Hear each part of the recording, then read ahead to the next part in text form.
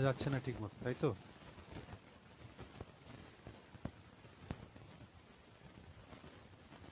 Okay okay okay, thank you.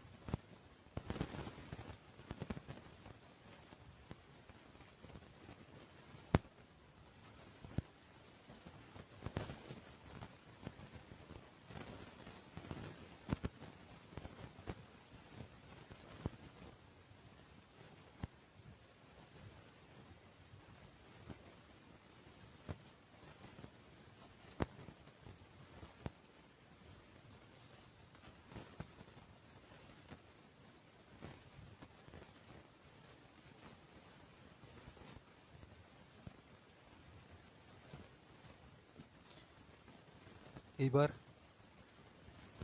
এবার voice ঠিক আছে?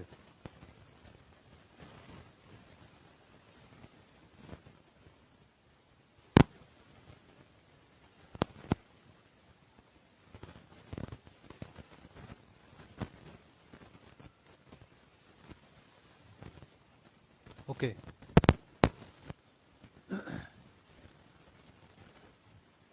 হ্যাঁ কাঞ্চন, শুনতে পাচ্ছিস? Okay, thank you. Thank you.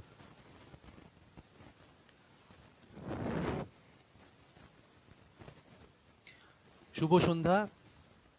আমি রুস্তম ঋত্বিক, লৌকিক অলৌকিক গ্রুপের অন্যতম অ্যাডমিন। আপনাদেরকে স্বাগত লৌকিক অলৌকিক গ্রুপে। আজকে লাইভ আমি শুরু করছি। প্রথমে যে গল্পটা বলবো সেটা আমার এক ভাইয়ের কাছ থেকে শোনা। ওর বাড়ির ঠিক পেছনে একটা বাড়ির এই গল্পটা। তো ও আমাকে যেরকমভাবে ডেসক্রাইব করেছিল সেটাই আমি আপনাদেরকে শোনাচ্ছি।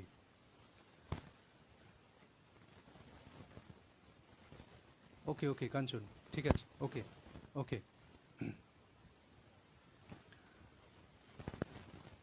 ঘটনাটা এরকম যে ওদের বাড়ির ঠিক পেছনে একটা বাড়ি ছিল, একটা বাগান বাড়ির মতন ছিল। সেই বাড়িতে এক ভদ্রলোক, তার ওয়াইফ এবং তার দুই মেয়ে এবং ছেলে থাকতো। ভদ্রলোক ব্যাংকে চাকরি করতেন। এবার আস্তে আস্তে দিন যাচ্ছিল, যেমন ভদ্রলোকের ছেলেমেয়েরা বড় হচ্ছিল আস্তে আস্তে। বেশ কিছু বছর পর একটা সময় এরকম হলো যে ভদ্রলোক নিরুদ্দেশ হয়ে গেলেন।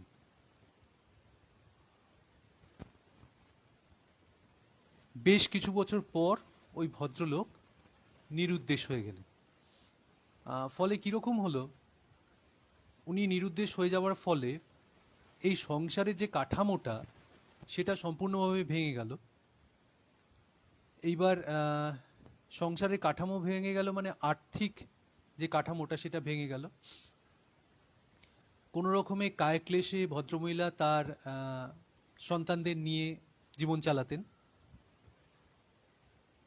আস্তে আস্তে ছেলেমেয়েরা বড় হলো। বড় হওয়ার পর এক সময় কি হলো,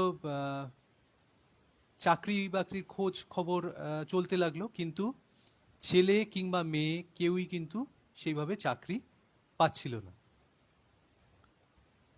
এরকম একটা সময়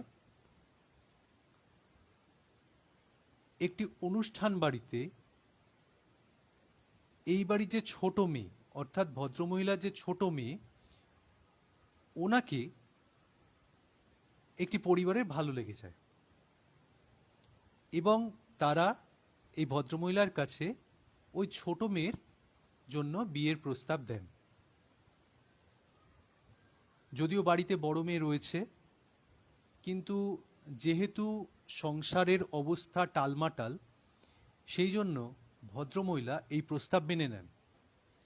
উনি কি করেন, ওনার ছোট মেয়েকে ওই পরিবারের হাতে তুলে দেন, অর্থাৎ ওই ছোট মেয়ের বিবাহ সম্পন্ন হয়।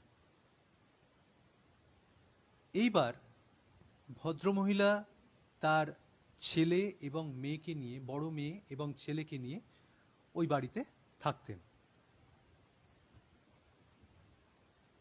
যত দিন যাচ্ছে ছেলের বয়স হচ্ছে, চাকরি বাকরি না পেয়ে ভেতরে ভেতরে একটা খারাপ পরিণতি তৈরি হচ্ছে।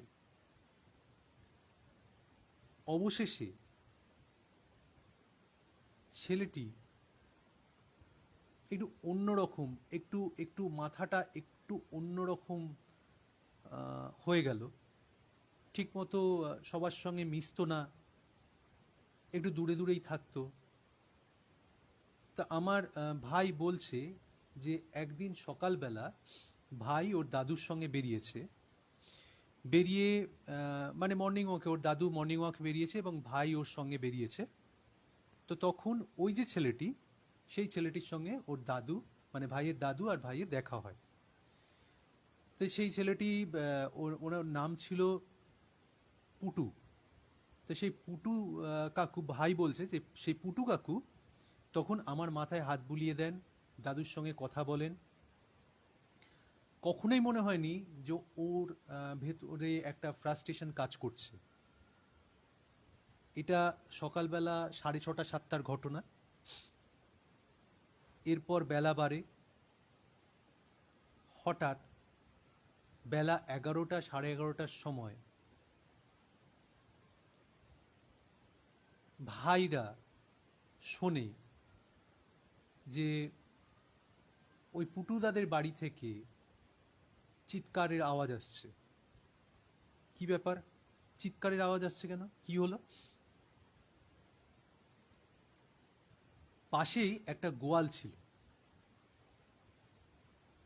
সেই গোয়ালের ভদ্রলোক ওই পুটুদাদের বাড়িতে গিয়ে চিৎকার করছেন আর সবাইকে ডাকছেন।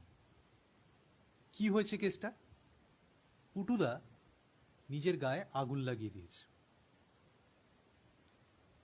ফ্রাস্ট্রেটেড হয়ে গিয়ে পুটু কাকা নিজের গায়ে আগুন লাগিয়ে দিয়েছেন।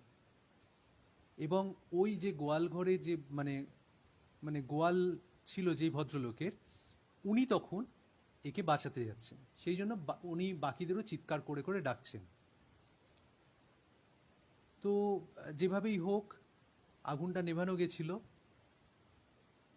ওই পুটু কাকাকে নিয়ে এরপর হসপিটালে যাওয়া হয়, জেনারেল হসপিটালে যাওয়া হয়। সেখানে মৃত্যুর সঙ্গে পাঞ্জা লড়ে উনি মারা যান।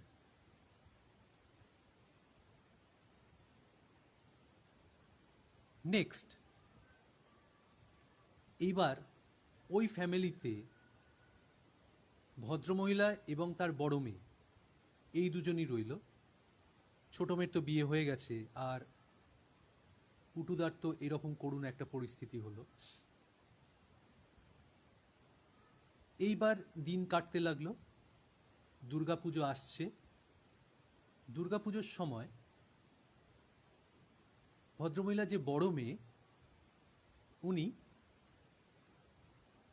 ওনার বাড়ি থেকে বেশ খানিকটা দূরে, তখন তো আর এরকম শপিং মল ছিল না, বেশ খানিকটা দূরে একটা মার্কেটে কিছু কিনতে গেছিলেন। কিনে যখন ফিরছিলেন, অটোতে করে বাড়ি ফিরছিলেন, ফেরার সময় অটোটা একটা ইউটার্ন নিচ্ছিল। ইউটার্ন যখন নিচ্ছে সেই সময় অটো উল্টে যায়। ইউটার্ন নেওয়ার সময় অটোটা উল্টে যায় এবং ওই বাড়ির যে ওই বড় মেয়ে যিনি, বোনা পিসি, সে বোনা পিসি রাস্তায় পড়ে যান। বোনা পিসি রাস্তায় পড়ে যাওয়ার পর ঠিক সেই সময়ে ওই মোমেন্টে একটা ট্রাক বোনা পিসির মাথার উপর দিয়ে বেরিয়ে যায়। ট্রাকের চাকা বোনা পিসির মাথার উপর দিয়ে বেরিয়ে যায়। তা স্বাভাবিকভাবে বোঝাই যাচ্ছে যে কি অবস্থা হতে পারে। তো তখন বোনা পিসির যে মরদেহ, সে তাকে নিয়ে জেনারেল হসপিটালে নিয়ে যাওয়া হয়।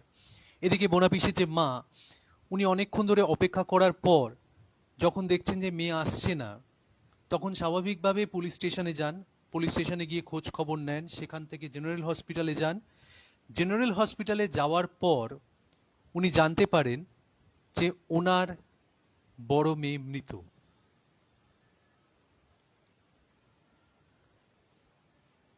একজন মা, সে তার চোখের সামনে ছেলের মৃত্যু হতে দেখলো, আবার তার চোখের সামনে বেশ কিছুদিন পরে বড় মেয়ের মৃতদেহ দেখলো। সেই মায়ের অবস্থা কি হতে পারে আশা করি আপনারা বুঝতে পারছেন, কি ভয়ঙ্কর অবস্থা ওনার হতে পারে। তা এই অবস্থাতেই নিজের মানসিক এই অবস্থা নিয়ে উনি আরো 1-1.5 বছর বেঁচে ছিলেন, তারপর ওনারও মৃত্যু হয়।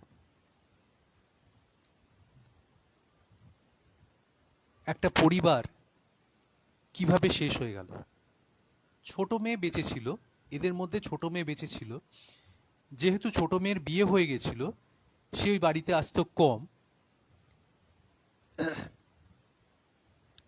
এই ছোট মেয়ে যখন দেখে যে তার পরিবারের আর কেউ বেঁচে নেই, সে মনস্থির করে যে বাড়িটা বিক্রি করে দেবে, এবং সেই অনুযায়ী সে বাড়িটা বিক্রি করে দেয় একজন মারোয়ারি ভদ্রলোকের কাছে। এবং বিক্রি করে দেওয়ার পর সমস্ত রকমের যোগাযোগ এই অঞ্চলের সঙ্গে তার শেষ হয়ে যায়। এই মারোয়ারি ভদ্রলোক বাড়িটি কিনে রেখে দেন। প্রচুর সম্পত্তি, কালো টাকা সাদা টাকা ভর্তি। তো বাড়িটা কিনে উনি ওনার মতন রেখে দিয়েছিলেন। বছর 3 এইভাবে কাটে। একদিন সকালবেলা ওনার কি খেয়াল হয়েছিল, উনি সেই বাড়ির উদ্দেশ্যে যান। বাড়ির যে প্রধান যে গেটটা, সেই গেটটা খুলে উনি যখন বাড়ির ভেতরে ঢোকেন, মানে বাড়িটা এরকম ছিল, মেন যে গেটটা সেটা খুলে বাড়ির ভেতরে ঢোকার পর দুদিকে বাগান, বাগান দিয়ে বেশ খানিকটা এগোনোর পর বেশ বড় বড় কিছু গাছ, তারপরেও আরেক খানিকটা এগোনোর পর আগেকার দিনে পুরনো যে ধরনের বাড়িগুলো ছিল সেই রকম একটা বাড়ি।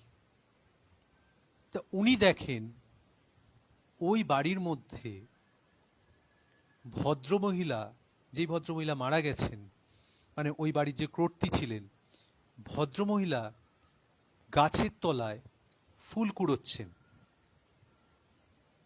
আর যে পুটু কাকা, যিনি গায়ে আগুন দিয়ে মারা গেছিলেন, উনি বাড়ির দালানে বসে রয়েছেন।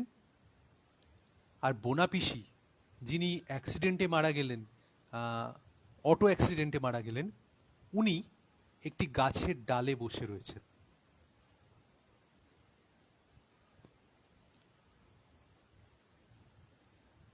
যারা নাকি মারা গেছেন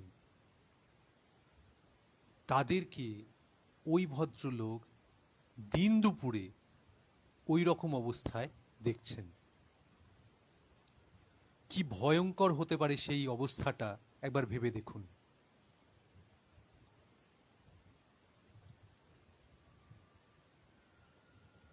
এইবার ভদ্রলোক তখনই মনস্থির করেন যে ওই বাড়ি উনি বিক্রি করে দেবেন।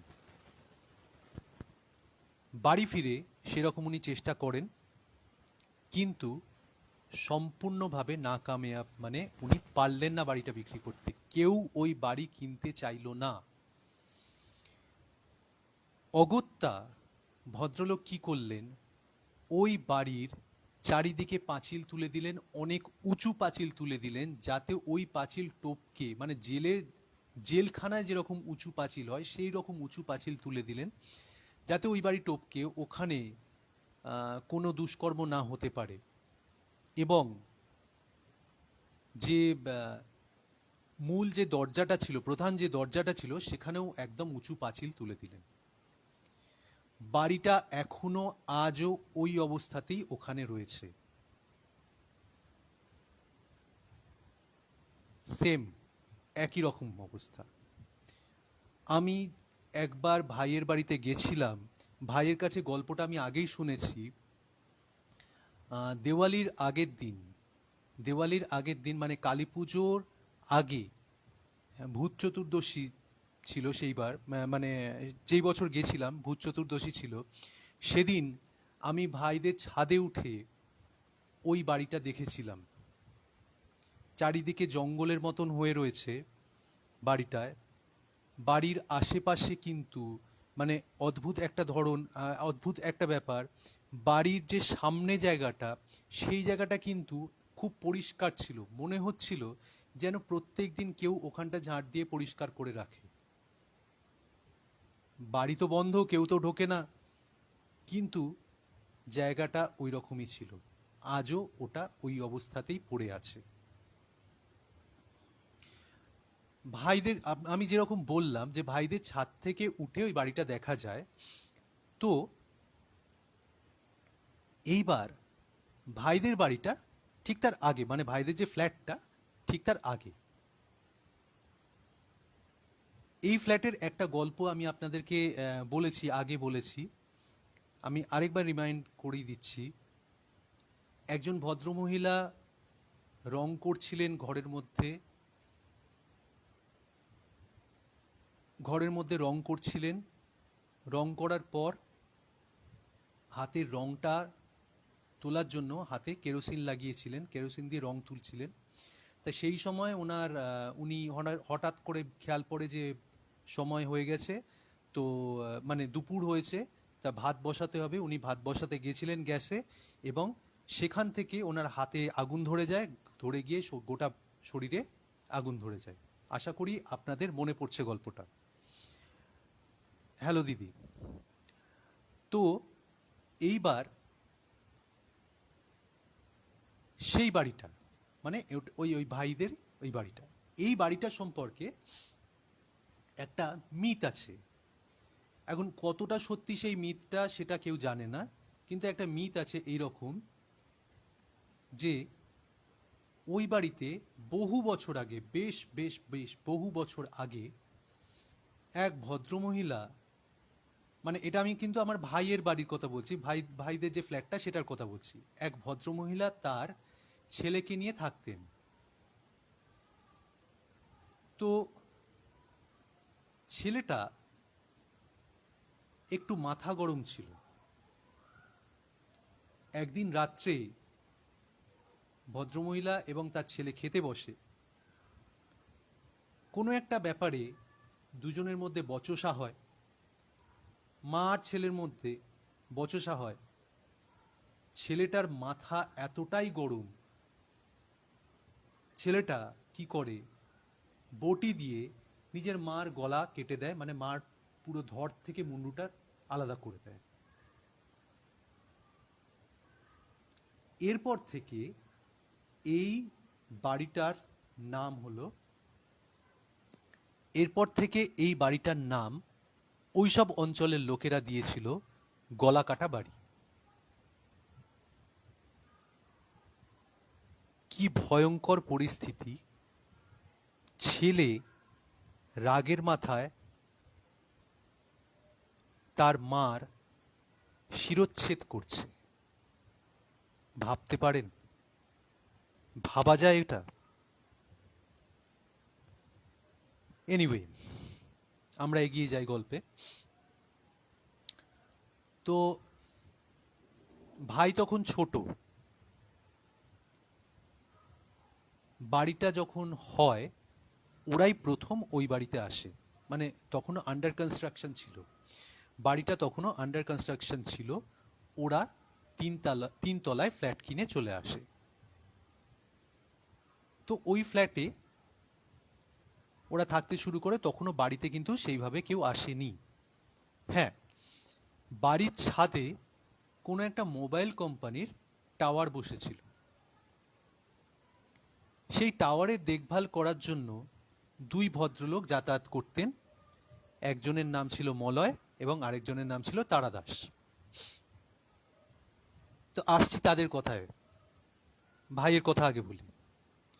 তো ওদের যে ফ্ল্যাটটা ফ্ল্যাটের সামনের দিকে যেন ফ্রন্টে একটা মানে ভাইদের যে ঘরটা ছিল ফ্রন্টে একটা বারান্দা, এবং ব্যাক সাইডে মানে বাড়ির যে ব্যাক সাইড সেই ব্যাক সাইডেও আরেকটা বারান্দা ছিল। ওরা যেই সময় আসে তখন বাড়িতে প্লাস্টার করা চলছে, মানে বুঝতে পারছেন যে একদম ইটের গাঁথনিটা হয়েছে, কোনো রকমে ঘরের মেঝেটা করে দেওয়া হয়েছে, ওরা বাড়িতে ঢুকে গেছিল। এইবার প্লাস্টার করে দেওয়ার পর সরি যখন প্লাস্টারিংটা চলছে এরকম সময় একদিন সন্ধেবেলা ভাই পেছনের দিকের ঘরে থেকে বারান্দায় গেছে, খেলে এসে ছোট ছিল সেই সময়, খেলে এসে পেছন দিকের ঘরের থেকে বারান্দায় গেছে, গিয়ে তার কিছুক্ষণ বাদে চিৎকার করে উঠল। সবাই দৌড়ে গেছে, বোন, পিসি, পিসমশাই সবাই দৌড়ে গেছে কি হয়েছে জানার জন্য। গিয়ে দেখছে ভাই থরথর করে কাঁপছে, কিছু বলতে পারছে না, থরথর করে শুধু কাঁপছে। তখন ভাইকে নিয়ে কাছেই একটি মসজিদে নিয়ে যাওয়া হয়, ভাইকে ঝাড়ফুঁক করা হয়। হ্যাঁ, একটা কথা কি, একটু একটু বলতে ভুল হয়ে গেল, না সরি, ভাই থরথর করে কাঁপছে এবং আস্তে আস্তে ভাইয়ের প্রচন্ড জ্বর এসে গেল। সেই রাতটায় কোনো রকমে ভাইকে রাখা হলো, পরের দিন সকালবেলায় কাছের একটি মসজিদে ভাইকে নিয়ে যাওয়া হয়। তো মসজিদে ভাইকে ঝেড়ে দেওয়া হয়, ঝাড়ার পর যখন ভাইকে বাড়িতে আনা হয় তখন জ্বরটা ওর কমতে থাকে, এবং কমে পরে যখন ও সুস্থ হয়ে ওঠে তখন ওকে জিজ্ঞাসা করা হয় যে তুমি কি দেখেছিলে যে সেদিনকে যে এই রকম ভাবে হঠাৎ করে চিৎকার করে উঠেছিলে। তখন ভাই বলে যে আমি বারান্দায় গেছিলাম, বারান্দায় গিয়ে দাঁড়িয়েছিলাম, হঠাৎ করে দেখি যে ওই যে সিমেন্টিং যে হচ্ছিল, প্লাস্টারিং যে করছিল, ওখানে তো ভাড়া বাঁধা ছিল, বাঁশ দিয়ে ভাড়া বাঁধা ছিল। তো বলছে হঠাৎ করে দেখি যে কে যেন একটা ওই ওই ভাড়া বেয়ে তরতর করে ওপরের দিকে উঠছে, মানে ছাদের দিকে উঠে যাচ্ছে, এবং তার মুন্ডু নেই, তার মুন্ডুটা নেই, মানে তার মাথাটা নেই ধরের মধ্যে, সে তার মাথাটা হাতে নিয়ে ওপরে উঠছে। কি ভয়ঙ্কর একটা দৃশ্য, বুঝছেন? একজন মানুষ কি যেই হোক, একজন অশরীরী, সে তার মাথাটা হাতে নিয়ে ওপরে উঠছে, তরতর করে বেয়ে উঠে যাচ্ছে, বাঁশ বেয়ে উঠে যাচ্ছে।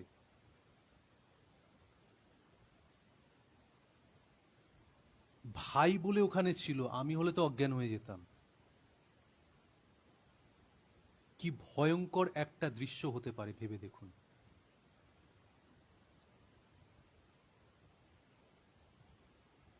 যাই হোক, এরপর বেশ কিছুদিন কাটলো।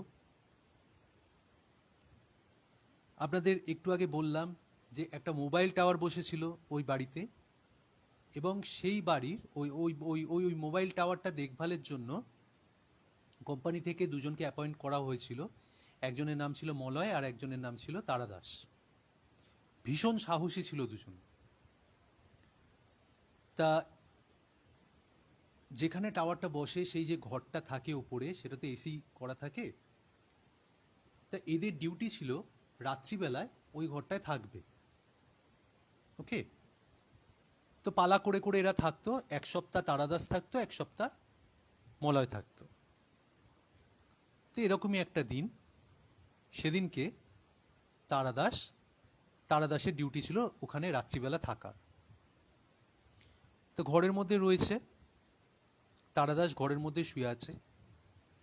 ঘরটা এরকম ছিল যে দরজা যেটা ছিল, ঘরে যে দরজাটা ছিল, সেই দরজাটা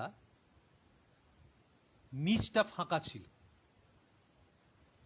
দরজার নিচটা ফাঁকা ছিল, মানে দরজাটা মেঝে থেকে একটু ওপরে ছিল, মাঝখানটায় খানিকটা ফাঁকা ছিল।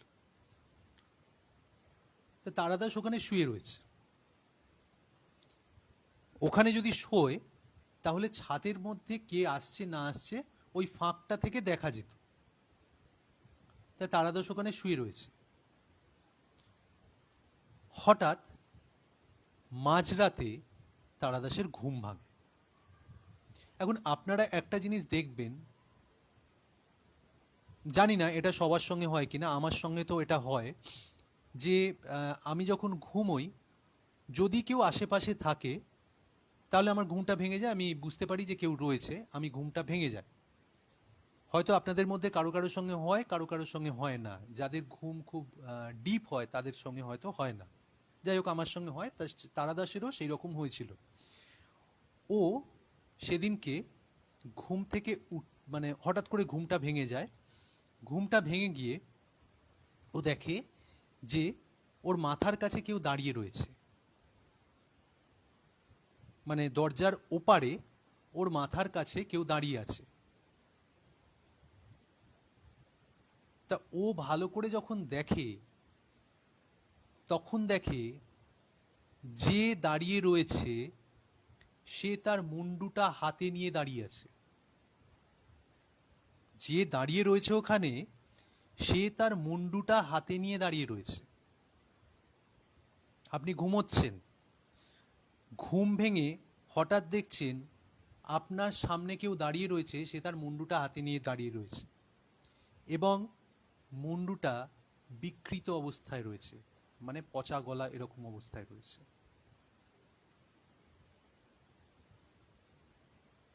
এবার কোনটা ভয়ঙ্কর লাগছে বলুন? ভাই যে সিনটা দেখেছে না এই সিনটা?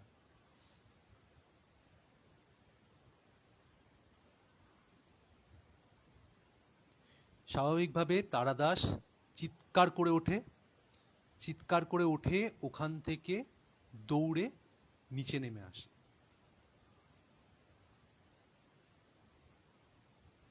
হয়ে গেল ঘটনা। এরপর আরো 1-1.5 মাস কাটে। আস্তে আস্তে বাড়িটা অনেকটাই তৈরি হয়েছে। এরকম সময় বাড়িতে আরো 2-4 ঘর লোক এসে গেছে।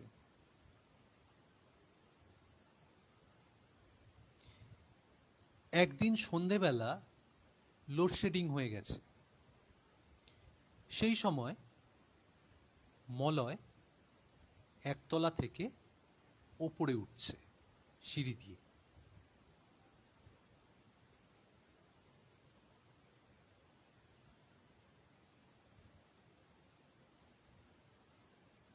ওর মনে হচ্ছে ও যখন উঠছে তখন ওর সামনে সামনে কেউ যেন একজন উঠছে। অন্ধকার, ও বুঝতে পারছে না, কিন্তু ওঠার আওয়াজটা পাচ্ছে। ওঠার আওয়াজটা পাচ্ছে যে কেউ যেন ওপরে উঠছে ওর আগে আগে। তো ও কি করছে, প্রথমে একটু বুঝতে না পেরে ও টর্চটা জ্বালিয়েছে। টর্চটা জ্বালানোতে কিছু দেখতে পায়নি।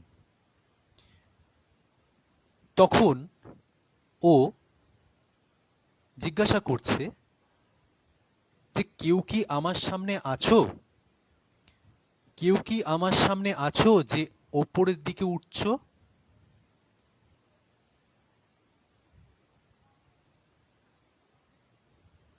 যদি কোনো অসুবিধা না হয় তাহলে আমাকে জায়গা ছেড়ে দাও, আমি ওপরের দিকে উঠে যাই, কিংবা তুমি একটু তাড়াতাড়ি ওঠো, আমি উঠতে পারছি না।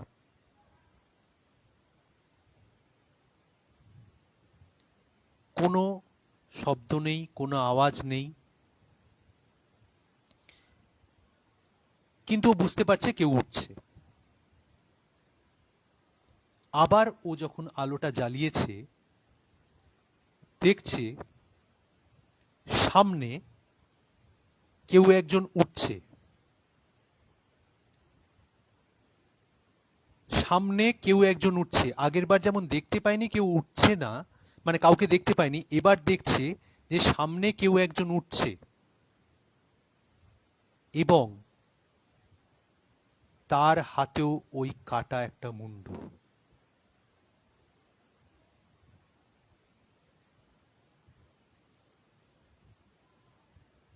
তার হাতেও ওই কাটা একটা মুন্ডু। ভাই প্রথমে দেখলো, তারপরে তারাদাস দেখলো, এখন মলয়ও দেখলো। কিন্তু ঘটনা একটাই, এদের তিনজনকে, এদের তিনজনের কাউকেই কিন্তু ওই অশরীরী কোনো ক্ষতি করেনি।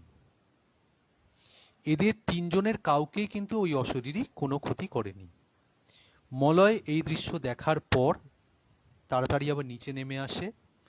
যতক্ষণ না আলো আসে ততক্ষণ ও আর ওপরে ওঠেনি।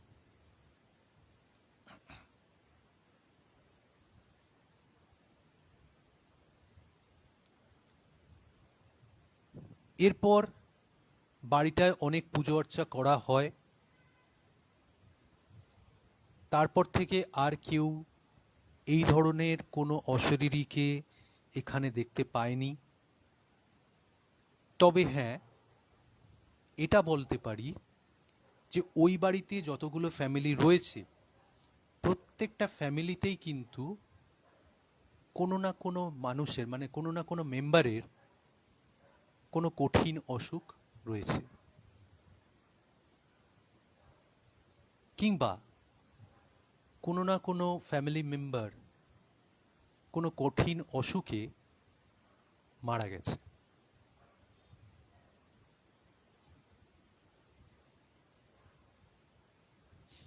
সত্যি বাড়িটা কার্সড, অভিশপ্ত বাড়ি। তবে ওখানে রয়েছে মানুষজন রয়েছে, তাদেরকে কোনো ক্ষতি হচ্ছে না, সাময়িকভাবে কোনো ক্ষতি হচ্ছে না ঠিকই, কিন্তু অন্যভাবে দেখতে গেলে, এক্সকিউজ মি, অন্যভাবে দেখতে গেলে কিন্তু তাদের ভালো রকমের ক্ষতি হচ্ছে, মানে তার ফ্যামিলিতে ক্ষতি হয়েছে। আচ্ছা, আসছি পরের গল্পতে। এই ঘটনাটা হচ্ছে 2010 সালের ঘটনা। 2010 সালের ডিসেম্বর মাসের ঘটনা, শীতকাল। তখন আমার পোস্টিং ছিল বালিগঞ্জে। কর্মসূত্রে আমাকে ভোরবেলা যেতে হতো। সকালবেলা মোটামুটি 5:18 ট্রেনটা আমাকে ধরতে হতো। তো শীতকালে 5:18 মানে বুঝতেই পারছেন প্রচণ্ড অন্ধকার থাকে। তো এইরকমই একদিন আমি বাড়ি থেকে বেরিয়েছি। বাড়ি থেকে বেরিয়ে যাচ্ছি, বেশ খানিকটা যাওয়ার পর একটা নিম গাছ আছে, মানে নিম গাছ আসে। সেই নিম গাছটা আমি ক্রস করে গেছি। ক্রস করে যাওয়ার পর, মানে যেই আমি নিম গাছটা ক্রস করেছি, করে বেশ কয়েক পা এগিয়েছি, তখন ঝুপ করে একটা শব্দ হলো। সামহাও গাছ থেকে কিছু একটা জিনিস মাটিতে পড়লো, মানে রাস্তায় পড়লো। একটা শব্দ হলো চুপ করে। তো আমি জানি না কিসের শব্দ। আমার তখন ট্রেন ধরতে হবে, তো সেই জন্য তাড়াতাড়ি করে আমি হাঁটছি। হঠাৎ করে দেখি যে আমার সামনে যে মানে বেশ কিছু দূরে, বেশ খানিকটা, মানে আমি এগিয়ে যাচ্ছি যে বেশ খানিকটা দূরে, কুকুরগুলো ঘেউ ঘেউ ঘেউ ঘেউ করে উঠলো, করে দৌড়ে আমার দিকে আসছে। এখন আমাদের যে অঞ্চলটা, সেই অঞ্চলের কুকুরগুলো কিন্তু আমাকে বেশ ভালো রকমেরই চেনে, মানে তাদের সঙ্গে আমার বেশ সখ্যতা আছে। তো তারা হঠাৎ করে তেড়ে আমার দিকে আসবে এরকম তো নয়। কুকুর তো আর সেইভাবে আসে না, ওরা তো স্মেলটা পেয়েই যায়।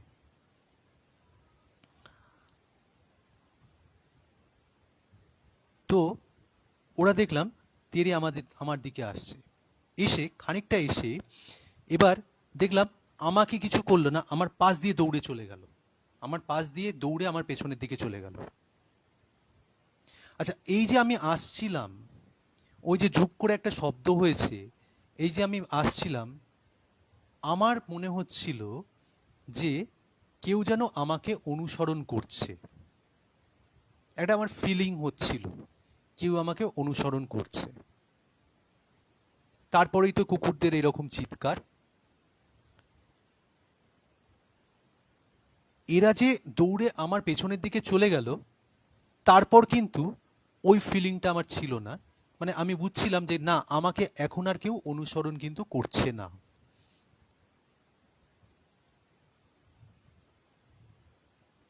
জানি না সেদিনকে কি ছিল, কে আমাকে অনুসরণ করছিল,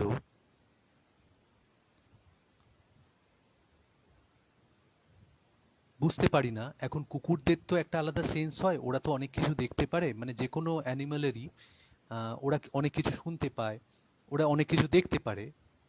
হয়তো আমাকে ওরা অতটা ভালোবাসে যে আমার কোনো ক্ষতি হোক ওরা চায়নি, এবং সেই কারণে ওরা কিন্তু সেদিনকে আমাকে সেভ করেছিল। সেদিন যখন আমি ফিরছিলাম, যখন আমি বাড়ি ফিরছিলাম অফিসের পর, তখন কিন্তু ওই কুকুরগুলোই দৌড়ে এসে আমার পায়ের মধ্যে নিজেদের মাথাটাকে ঘষছিল।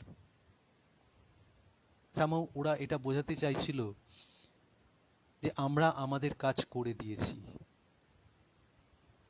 সত্যি আমি কৃতজ্ঞ ওদের কাছে যে সেদিনকে জানি না কি ছিল আমার পেছনে, কিন্তু ওরা আমার প্রাণ বাঁচিয়ে দিয়েছিল।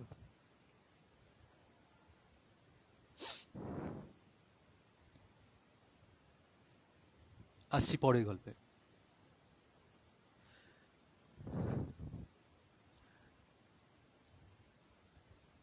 টালা ব্রিজটা ভেঙে নতুন করে তৈরি হচ্ছে, হয়তো পুজোর আগে টালা ব্রিজের উদ্বোধনও হয়ে যাবে।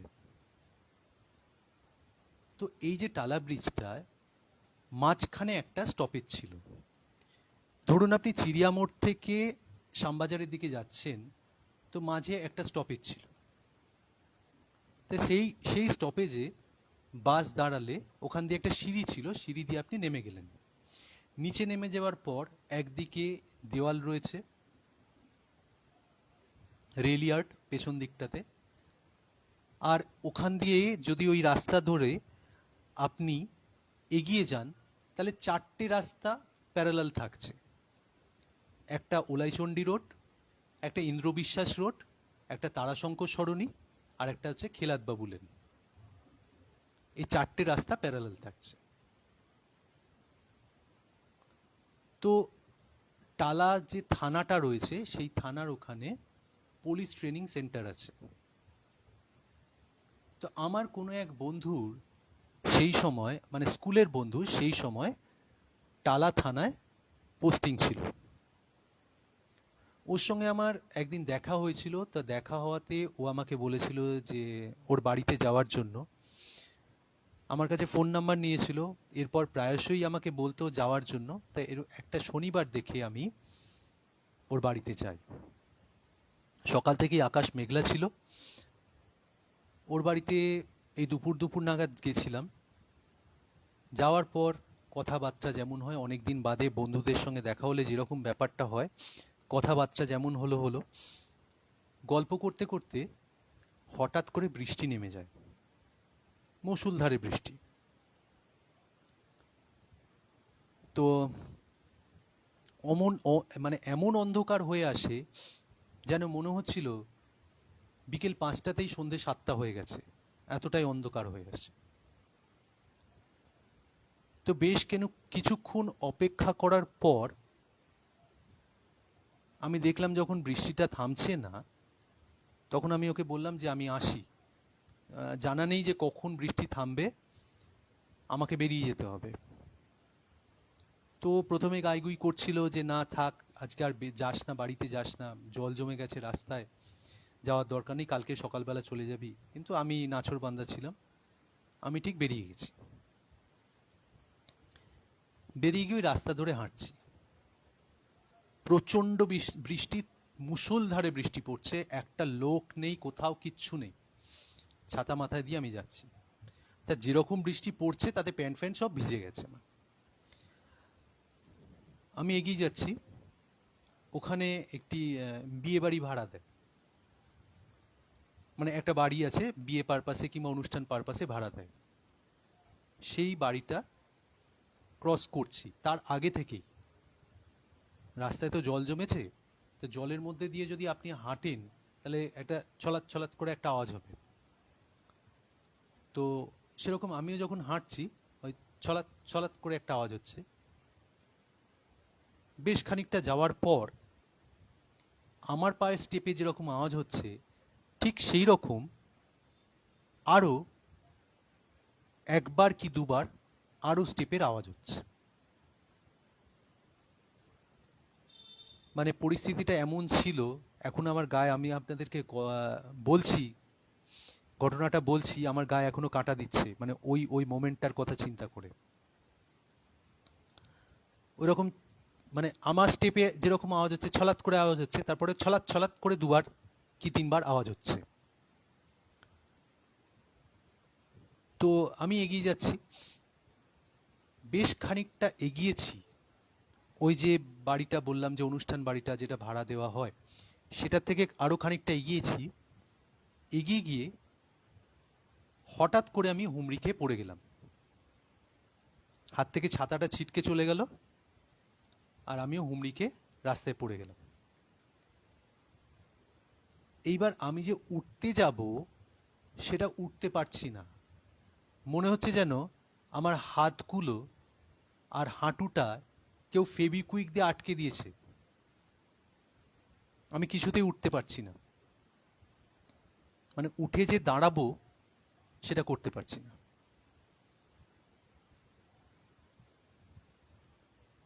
এইবার 1-2 মিনিটের মধ্যে সামনে, মানে আমার থেকে 2-3 হাত দূরে, ওপর থেকে বড় একটা গাছের ডাল ভেঙে পড়ল, ওপর থেকে বড় একটা গাছের ডাল ভেঙে পড়ল। আর এই যে আমি পড়ে গেছিলাম না, আমি যে পড়ে গেছিলাম, তার আগে, ঠিক তার আগের মুহূর্তে আমার কানের কাছে কেউ যেন খোনা গলায় করে এরকম একটা হাসি হেসেছিল। এরকম একটা হাসির আওয়াজ আমি খোনা গলায় পেয়েছিলাম। আমি পড়ে গেছি, গাছের ডালটা ভেঙে পড়েছে। তখনই তখনই যখন গাছের ডালটা ভেঙে পড়েছে, আমি একদম খারাপ অবস্থায় রয়েছি, কোনো লোকজন নেই, কিচ্ছু নেই, ছাতাটাও দূরে চলে গেছে, আমি পড়ে গেছি ওই অবস্থাতে। এইবার কেউ যেন ফিসফিস করে আমার কানের কাছে বলছে, ভাগ ভাগ ভাগ ভাগ করে এরকম বলে যাচ্ছে কানের কাছে।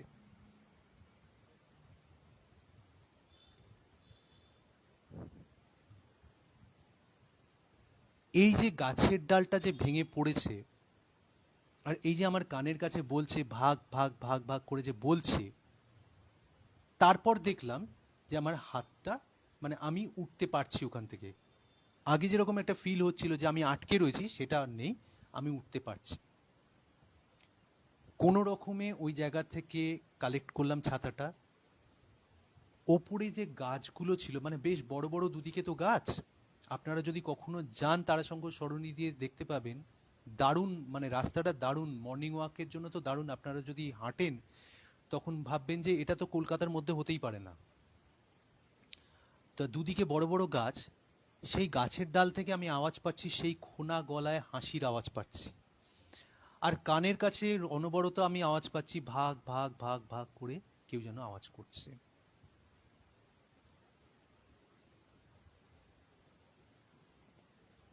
কোনো রকমে সেদিনকে প্রাণে বেঁচেছিলাম, বাড়ি ফিরেছিলাম। কিন্তু এখনো আমি জানি না, এখন আমি ভাবি সেই সময়টা, মানে সেই সেই সেই ঘটনাটা ভাবি, আর মনে করি যে কে ছিল, ওটা কে ছিল, ওখানে কি দুজন ছিল নাকি একজন ছিল, একটা হোলি স্পিরিট ছিল কি, সে আমাকে বাঁচিয়েছিল, আর একটা ডেভিল ছিল যে আমাকে মারতে চেয়েছিল, নাকি দুটোই কোনো ডেভিল ছিল, ক্লিয়ার নয়। কিন্তু ঘটনাটা এখনো আমার শরীরে কাঁটা দেয়, যেমন এখন দিচ্ছে।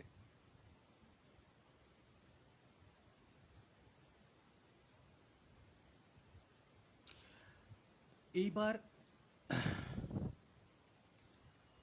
আমার গল্প তো বললাম, এইবার আমি একটা আপনাদের সঙ্গে একটা কি বলবো, একটা রিকোয়েস্ট শেয়ার করছি। আমাদেরই গ্রুপের আরেক অ্যাডমিন শিমুম আমাকে বলেছে যে এই ব্যাপারটা একটু জানাতে, তো আমি আপনাদের সঙ্গে সেটা শেয়ার করছি।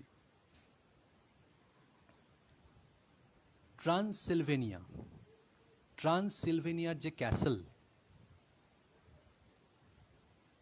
সেই ক্যাসেলটা কেন বিখ্যাত বা কুখ্যাত কেন,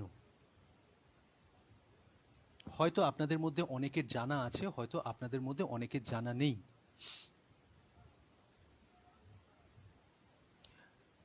ট্রান্সিলভেনিয়ার এই ক্যাসেলটা হচ্ছে ড্রাকুলার ক্যাসেল। ট্রান্সিলভেনিয়া হচ্ছে রোমানিয়ার একটা জায়গা, চারিদিকে পাহাড় এবং জঙ্গলে ঘেরা এই ক্যাসেল, দুর্গ, অত্যন্ত সুন্দর, খুব সুন্দর একটা দুর্গ। 1947 সাল থেকে এই দুর্গটা মানুষের জন্য খুলে দেওয়া হয় জাদুঘর হিসেবে। বলা হতো যে আগে নাকি এই দুর্গতে ড্রাকুলার বাস ছিল। তো সেই ড্রাকুলাটা কে, কি ব্যাপার, সেটাই এক্সপ্লেন করব আপনাদের কাছে।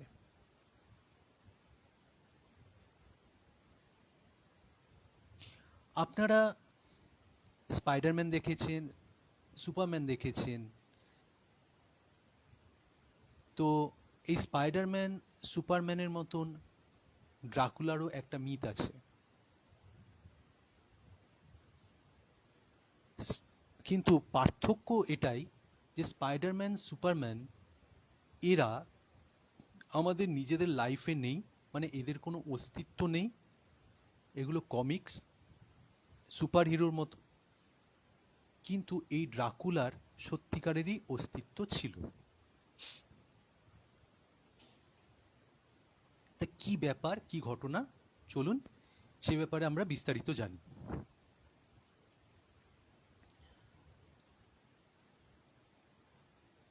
পনেরোশো শতকে, মানে পনেরোশো শতকে, সেই সময় ওসমানিয়ার যে রাজা ছিলেন, ওসমানিয়ার যে সুলতান ছিলেন ফতেহ, ওসমানিয়ার যে সুলতান ছিলেন ফতেহ, উনি, মানে ওনার পুরো নাম ছিল মোহাম্মদ ফতেহ, উনি কি করলেন, ইউরোপের কিছু অঞ্চল জয় করলেন। ইউরোপের কিছু অঞ্চল জয় করার পর উনি আস্তে আস্তে আরো এগোতে লাগলেন ইউরোপের ভেতরের দিকে। সামনে পড়ল রোমানিয়া। তখন মোহাম্মদ ফতেহ এই রোমানিয়াটা অধিকার করলেন। রোমানিয়া অধিকার করার ফলে এইখানকার যে নাগরিকরা খুব ভয় পেয়ে গেল, এবং এই রোমানিয়ার যে রাজা সেও খুব ভয় পেয়ে গেল। এরা ভাবল যে এবার বোধহয় এই মোহাম্মদ ফতেহ বোধহয় এখানে অত্যাচার চালাবে। কিন্তু উনি এই ধরনের মানুষ ছিলেন না। উনি কি করলেন, এখানকার রাজার সঙ্গে একটা ট্রিটি সাইন করলেন, একটা চুক্তি করলেন যে উনি কখনো এখানকার লোকদের কোনো অত্যাচার করবেন না, যদি নাকি ওনার কাছে রাজস্ব পাঠিয়ে দেওয়া হয়, মানে ট্যাক্সটা পাঠিয়ে দেওয়া হয়। এবং উনি ওনার কথা রেখেছিলেন, উনি কখনো কিন্তু এখানে কোনো ধরনের অত্যাচার করতেন না। তো ওসমানিয়ার রাজার সঙ্গে, ওসমানিয়ার সুলতান মোহাম্মদ ফতের সঙ্গে যখন রোমানিয়ার রাজার চুক্তি হয়ে যায়, তখন রোমানিয়ার রাজা কি করেন, ওনার যে দুই ছেলে, বড় ছেলে ভ্লাড আর ছোট ছেলে রাডো, এই ভ্লাড আর রাডোকে উনি ওসমানিয়ার যে ক্যাপিটাল, মানে ওসমানিয়ার যে রাজধানী, সেখানে পাঠিয়ে দেন পড়াশোনা করবার জন্য, থাকার জন্য। ওসমানিয়ার রাজধানী ছিল আমাদের তুর্কি শহরের যে ক্যাপিটাল ইস্তাম্বুল, সেখানে। তা বড় এবং ছোট ছেলে এরা দুজনেই ওখানে গিয়ে মানুষ হতে থাকে, পড়াশোনা শেখে, আরবি, ফার্সি, বিভিন্ন ভাষায় তারা পারদর্শী হয়ে ওঠে। এদের মধ্যে ছোট ছেলে যে রাডো, রাডো মুসলিম সম্প্রদায়ের যে, মানে মুসলিম সম্প্রদায়ের প্রতি আকৃষ্ট হয়ে গিয়ে রাডো কি করে, এই মুসলিম ধর্ম গ্রহণ করে। মুসলিম ধর্ম গ্রহণ করে ওখানে মুসলিমদের মতোই থাকতে থাকে। ভ্লাড কিন্তু সেটা করেনি, ভ্লাড যেরকম ছিল সেরকমই ছিল। তো সেই সময় একদিন খবর আসে যে রোমানিয়ার রাজা যিনি ছিলেন তিনি মারা গেছেন। তখন মোহাম্মদ ফতে, সুলতান মোহাম্মদ ফতে কি করেন, ভ্লাডকে বলেন যে তোমার যে দেশ রোমানিয়া, সেখানকার সিংহাসন তো এখন খালি রয়েছে, তা তোমার উচিত যে এখন তোমার দেশে ফিরে যাওয়া। তা মোহাম্মদ ফতের কথা অনুযায়ী ভ্লাড তখন রোমানিয়ার উদ্দেশ্যে রওনা দেয় এবং রোমানিয়ায় ফিরে গিয়ে রোমানিয়ার সিংহাসন আলোকিত করে। তো এইবার সিংহাসনে গিয়ে বসার পর, নিজের সত্তা ফিরে পাওয়ার পর, ভ্লাড কিন্তু আস্তে আস্তে চেঞ্জ হতে থাকে। ও কিন্তু আস্তে আস্তে চেঞ্জ হতে থাকে। নিজের ভেতরের যে শয়তান তাকেও বার করে আনে। মানে কিরকম ব্যাপারটা দেখুন, ও যখন ইস্তাম্বুলে ছিল তখন হয়তো নিজেকে ও দমিয়ে রাখতো, কারণ সে মানে ও বরাবরই মনে করতো হয়তো যে শত্রুপক্ষর কাছে রয়েছি, এখন আমার কিছু করাটা ঠিক হবে না। পরবর্তীকালে যখন নিজের সত্তা ফিরে পেল, তখন কিন্তু ভ্লাড নিজের ভেতরের যে শয়তান তাকে বার করে আনলো। অত্যন্ত অত্যাচারী ছিল, ওর যে প্রজারা তারা অতিষ্ঠ হয়ে উঠছিল, যে কোনো ছোটোখাটো কারণের জন্য ও কিন্তু মেরে দিত, মানে মেরে ফেলতো প্রজাদেরকে, যে কোনো ছোটোখাটো কারণের জন্য। হয়তো ভ্লাড কোথাও যাচ্ছে, সেই সময় হয়তো কোনো প্রজা একদিক থেকে, রাস্তার একদিক থেকে অন্যদিকে দৌড়ে গেল, সেটা দেখে ভ্লাড বলল যে এ কেন দৌড়ে গেল আমি যাওয়ার সময়, বলে তাকে সেখানেই শেষ করে দিত। এতটাই অত্যাচারী হয়ে উঠেছিল। তো ওর অত্যাচারে নাজেহাল হয়ে ভ্লাডকে সবাই ড্রাকুলা বলতে শুরু করল। ড্রাকুলা হচ্ছে, ড্রাকুলের ছেলেকে বলা হয় ড্রাকুলা, মানে ড্রাকুলের যে সন্তান তাকে বলা হয় ড্রাকুলা। ড্রাকুলা শব্দের অ্যাকচুয়াল অর্থ হচ্ছে রক্তচোষা। এবার ভ্লাডকে কেন রক্তচোষা বলা হতো? ভ্লাড কি করত, কাঠের সুচালো লাঠি, প্রচুর কাঠের সুচালো লাঠি তৈরি করেছিল। যাকে ওর পছন্দ হতো না, ও কি করত, ওই কাঠের সুচালো লাঠিটা দিয়ে তার শরীরকে এফোড় ওফোড় করে দিত, করে দিয়ে ওই অবস্থাতেই মাটিতে পুঁতে দিত। মানে কতটা নৃশংস ভাবতে পারছেন, কতটা নৃশংস হতে পারে? কাঠের লাঠি, মানে কাঠের ওই সুচালো লাঠিটা দিয়ে মানুষের শরীরকে এফোড় ওফোড় করে ওই অবস্থাতে, মানে অর্ধমৃত অবস্থাতেই তাকে মাটিতে কাঠের লাঠিটা পুঁতে দিত, এবং সে ওই ছটফট করতে করতে করতে করতে হয়তো কখনো 7 দিন, কখনো 10 দিন, কখনো 2 দিন, কখনো 15 দিন, কখনো 21 দিন, এইভাবে আস্তে আস্তে আস্তে আস্তে তার শরীর থেকে তার প্রাণটা বেরিয়ে যেত। কতটা নৃশংস হতে পারে একজন রাজা, কিংবা একজন মানুষ কতটা নৃশংস হতে পারে ভাবুন। তো এই রকম করে যখন মোহাম্মদ ফতের কাছে এই খবর পৌঁছয়, তখন উনি একদল কাফিলাকে ওইখানে পাঠান। এই কাফিলারা ওখানে গিয়ে ভ্লাডের সঙ্গে দেখা করে। ভ্লাডের সঙ্গে দেখা করার পর এই কাফিলারা বলেন তাকে যে, আচ্ছা এখানে একটা কথা বলি, ভ্লাড সিংহাসনে বসার পর কিন্তু আর রাজস্ব দেওয়া বন্ধ করে দিয়েছিল, রাজস্ব দেওয়া সম্পূর্ণভাবে বন্ধ করে দিয়েছিল। এই কাফিলারা গিয়ে বলে যে আপনি তো রাজস্ব দিচ্ছেন না, তা আমরা সেই রাজস্বটা নিতে এসেছি, আপনি আমাদেরকে রাজস্ব দিন। তো ভ্লাড সেই কথা শুনে রাজস্ব তো দেয়ই না, উল্টে ওনাদের নিয়ে মশকরা করে এবং ওনাদেরকে বলেন যে আপনারা নিজেদের পাগড়ি খুলে তারপরে আমার রাজপ্রাসাদে প্রবেশ করুন, আমার সঙ্গে দেখা করুন। তো এতে কাফিলাদের খুব খারাপ লাগে, এরা তখন পাগড়ি খুলতে নারাজ হয়। ভ্লাড তখন বলে, ভ্লাডের যে মন্ত্রী যারা ছিল, ভ্লাডের যে অনুগত যারা ছিল, তাদেরকে ভ্লাড বলে যে এদের প্রত্যেকের মাথায় লোহার পেরেক পুঁতে দাও। যেমন কথা তেমনি কাজ, এই কাফিলাদের প্রত্যেকের মাথায় লোহার পেরেক পুঁতে দেওয়া হলো, মানে গজাল যাকে বলে, লোহার যে গজালগুলো হয় সেই লোহার গজাল পুঁতে দেওয়া হলো। স্বাভাবিকভাবে এই অবস্থাতে তো কেউ বাঁচতে পারে না, তো এই কাফিলাদের মৃত্যু হয়। ভ্লাড চরম হয়ে ওঠে, এতটাই অত্যাচারী হয় যে এ কাউকে কিছু পরোয়া করে না। মোহাম্মদ ফতের কাছে খবর পৌঁছয় যে কাফিলাদের মৃত্যু হয়েছে। মোহাম্মদ ফতে তখন সৈন্যদল পাঠায় ভ্লাডকে পরাজিত করবার জন্য।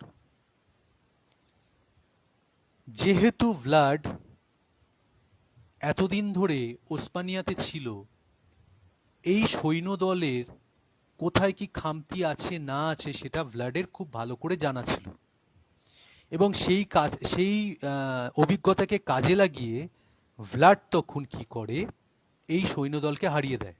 মানে মোহাম্মদ ফতে, সুলতান মোহাম্মদ ফতের যে সৈন্যদল আসে তাকে হারিয়ে দেয়।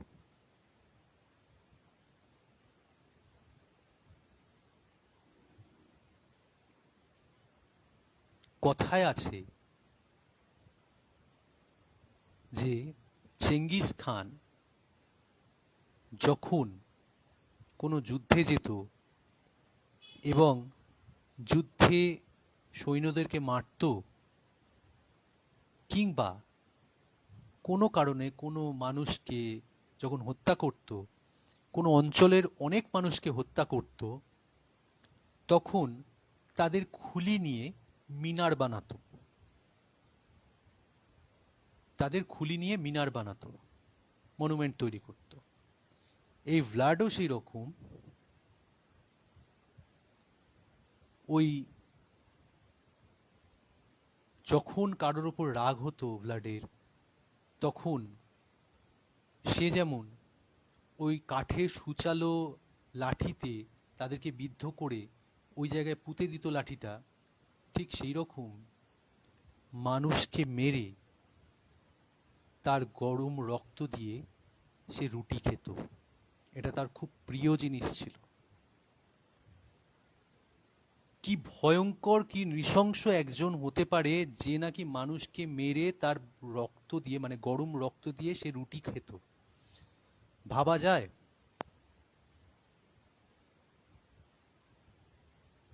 ভ্লাড এরকমই ছিল।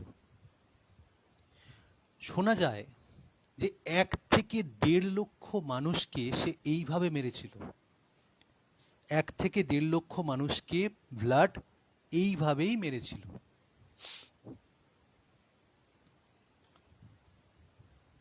তো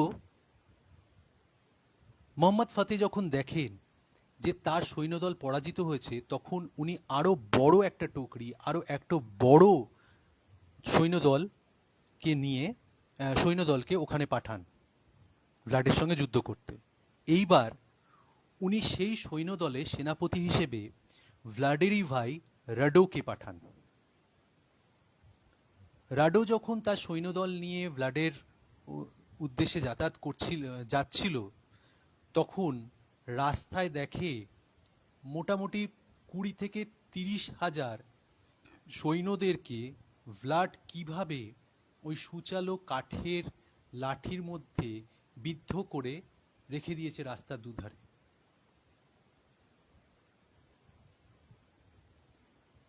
ভয়ঙ্কর যুদ্ধ হয় রাডোর সৈন্যদলের সঙ্গে ভ্লাডের সৈন্যদলের। ভ্লাড পরাজিত হয়, অর্থাৎ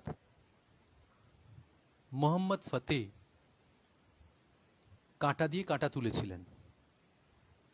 কিন্তু ভ্লাডের ভাগ্য অত্যন্ত সুপ্রসন্ন ছিল যে ভ্লাডকে বন্দি করে যখন ওসমানিয়াতে নিয়ে যাওয়া হচ্ছিল, সেই মাঝপথে রাডোর মৃত্যু হয়। যেই রাডোর মৃত্যু হয়, মানে রাডো তো অ্যাকচুয়ালি তখন রোমানিয়াতে সিংহাসনে বসে ভ্লাডকে সরিয়ে দিয়ে। রাডোর যখন মৃত্যু হয়, তখন ওখানে মানে রোমানিয়াতে গৃহযুদ্ধ বেঁধে যায়। প্রজারা অস্থির হয়ে ওঠে। স্বাভাবিকভাবে মোহাম্মদ ফতে তখন ভ্লাডকে ছেড়ে দিতে বাধ্য হয়। ভ্লাড আবার সিংহাসনে গিয়ে বসে। সে আরো পাওয়ারফুল হয়ে যায়, কারণ সে বুঝে যায় যে তাকে আটকানোর ক্ষমতা মোহাম্মদ ফতের নেই। সে এরকমই একটা ধারণা নিয়ে এবার চলতে থাকে।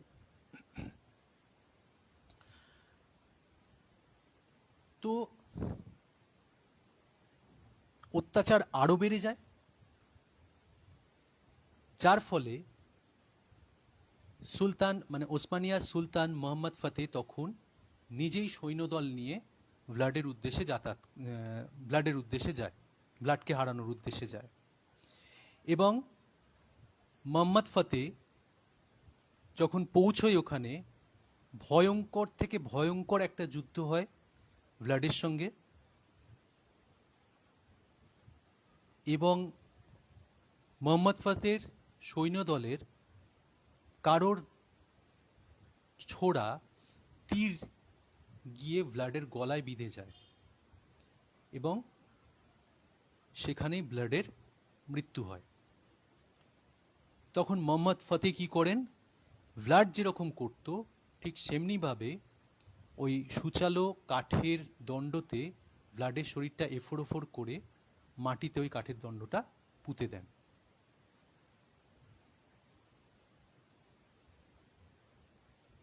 এবং ভ্লাডের যারা সহযোগিতা করত, যারা কাফিলাদেরকে মেরেছিল, তাদেরকে খুঁজে খুঁজে বের করা হয়, তাদেরকেও ঠিক এমনিভাবেই মারা হয়।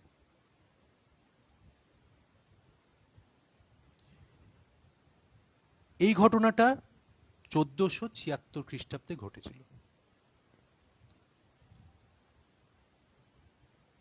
এইভাবেই ভ্লাডের মৃত্যু হয়, অর্থাৎ ড্রাকুলার মৃত্যু হয়।